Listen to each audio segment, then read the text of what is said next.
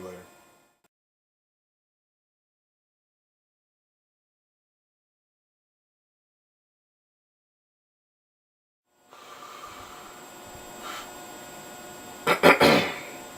Just kidding. Um, First one I got was the Hostel Directors Cut. Now, I only got this because I was desperate to see the Director's Cut ending, but it's a total waste of money.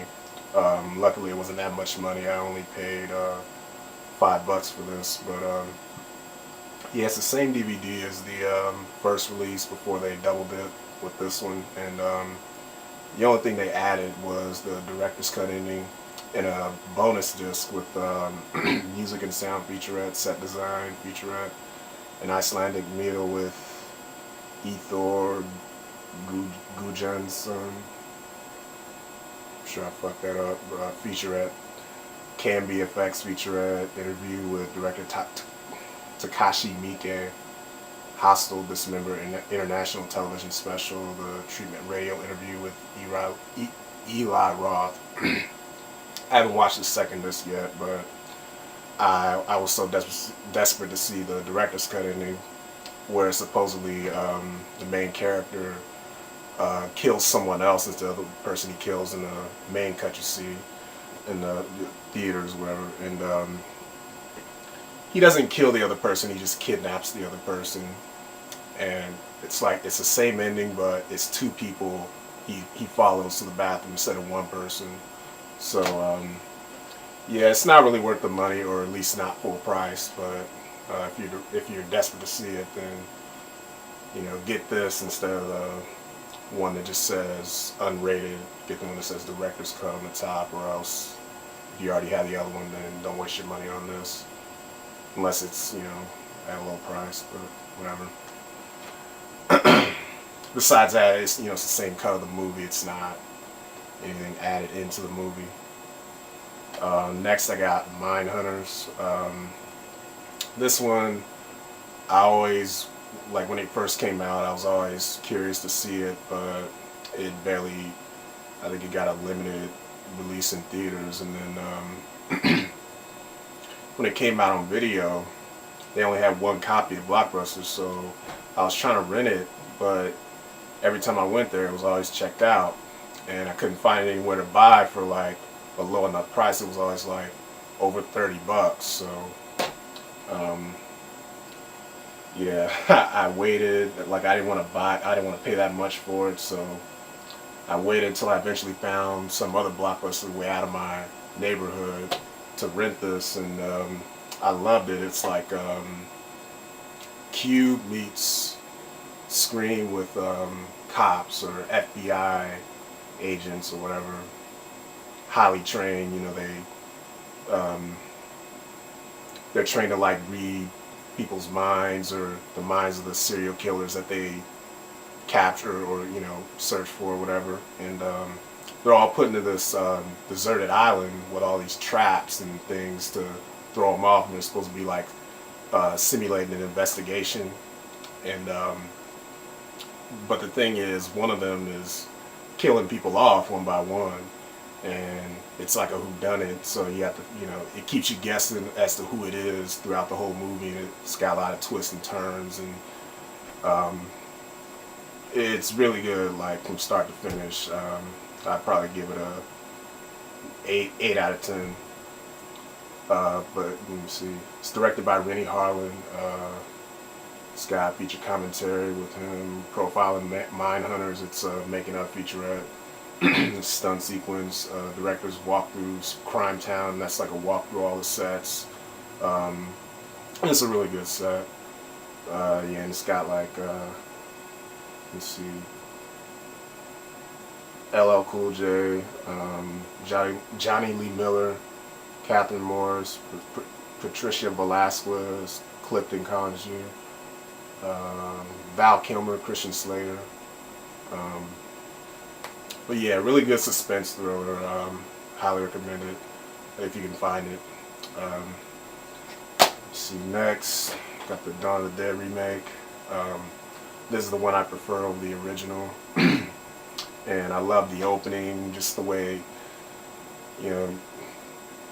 right from the moment somebody gets bit for the first time, it's like suspense all the way, from there. It doesn't let up, and well, I guess it does a little bit, but yeah, I love this movie. Love the effects. It's really scary. I thought it was scarier than the original. Um, I like all the characters, all the dialogue, the acting, like everything about it was pretty on point. Let me see. Special features: splitting headaches, anatomy of exploding heads, gory details of how the filmmakers make the head kills in the film look so believable. Just talking about all the effects and stuff like that. Attack of the Living Dead, an up-close look at the film's most memorable zombie kills. Raising the Dead, from early concept to final effects, turning the actors into undead killers.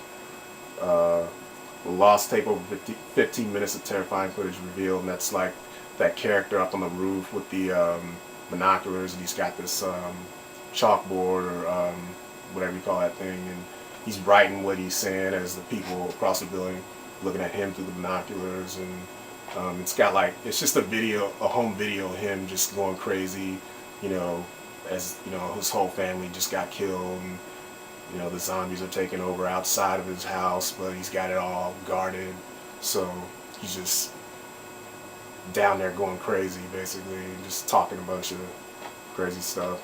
It's really funny. Special report, zombie invasion, and it's the news footage you see like on the TV in some scenes, but it's all like stretched out. It's like they made a whole news special just for this movie. Yeah, Starling news coverage includes panicked updates from the White House and scientific experts as a nation is thrown into chaos. And then over 12 minutes of deleted scenes with optional commentary, and then feature commentary with Zack Snyder and producer Eric Newman. And it's pretty good commentary, good features. Next I got Superfly. It's an old blaxploitation flick. It's about this pimp who wants to get out of the game, but he has a bunch of trouble with the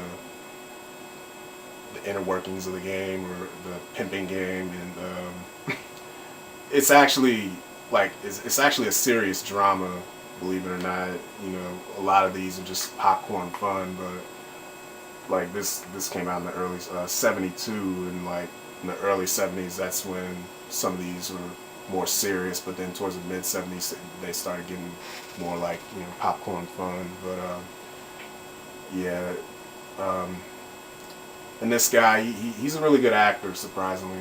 I mean, I never heard anything about, well, surprisingly, I don't know why I'm surprised, but I guess because you'd expect like just something more campy. But yeah, it's